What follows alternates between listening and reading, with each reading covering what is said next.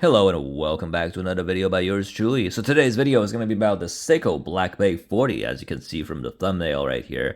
So I believe that this watch kind of looks like the new Black Bay series that just got released with the Jubilee bracelet, the Black Bay 36, 39, and 41.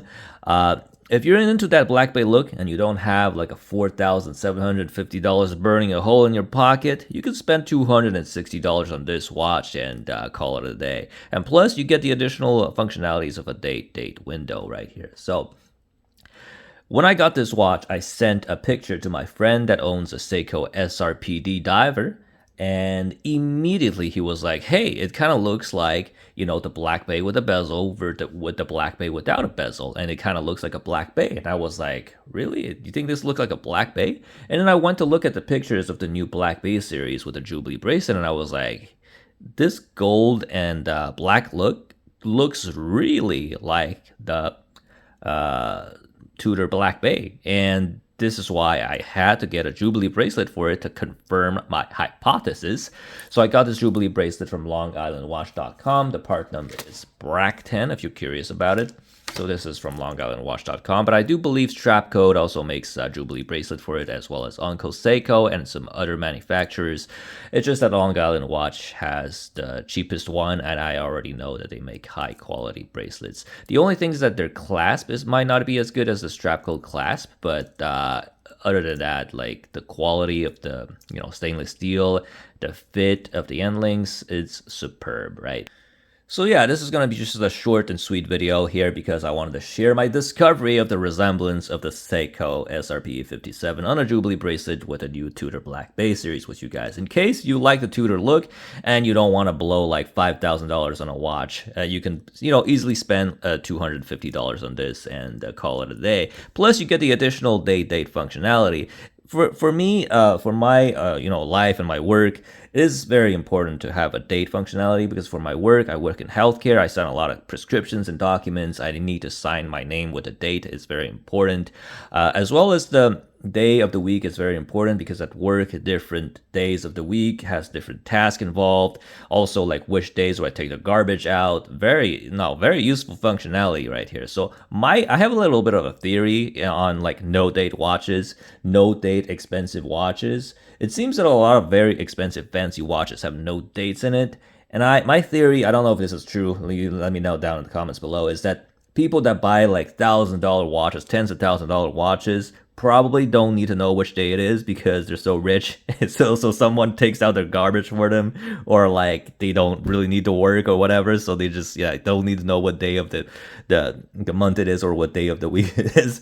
That is my theory. I'm not sure, but I really wish that the more expensive watches have some, day functionality, because that is something that is extremely useful to people like me, to plebs and peasants like me. So here we have it. We have the Seiko SRP57 on a beautiful Jubilee bracelet. Another thing that I really like about this, I mean, it does look like the Black Bay, but it's not a homage of the Black Bay.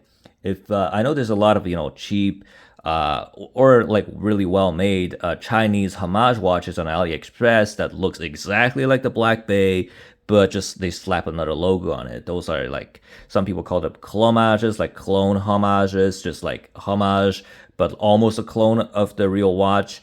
And I kind of have a little bit of a problem with it. I don't think it's ethical to just flat out copy a design and slap your logo on it, because it's kind of like you're copying someone else's homework. But I do understand if someone wants to experience, like a more expensive watch and don't want to pay the money for it, that is something that you could go for. But I personally have a little bit of an ethical, dilemma with those clomage watches. But this Seiko design is really original. Just the Watch has released a video about this where he goes in depth into the history of this design. So this is very much an original Seiko design. It is not homaging the Tudor watch or anything like that. It just happened to kind of look like that watch, but it is not copying it, if you know what I mean. So a little bit of a warning before you buy the Jubilee bracelet if you happen to have one of these SRPE watches. Some of these SRPE watches come with a brush bezel instead of a polished bezel like this.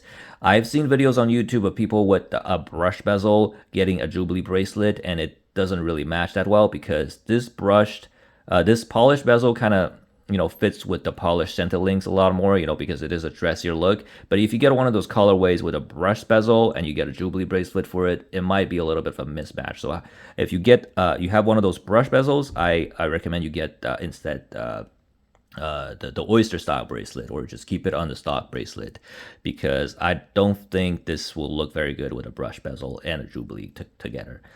Alright, as you can see right here from the B-roll footage, the resemblance is remarkable, and hopefully you enjoyed this video, and if you did, please don't hesitate to like and subscribe and comment down below. And if you do like Seiko watches, I made many videos about Seiko 5s, comparisons between old and new Seiko 5s and old Seiko 5s, so if you are interested, please, you can look at the videos up on the screen right here. So, thank you very much for watching, and until next time.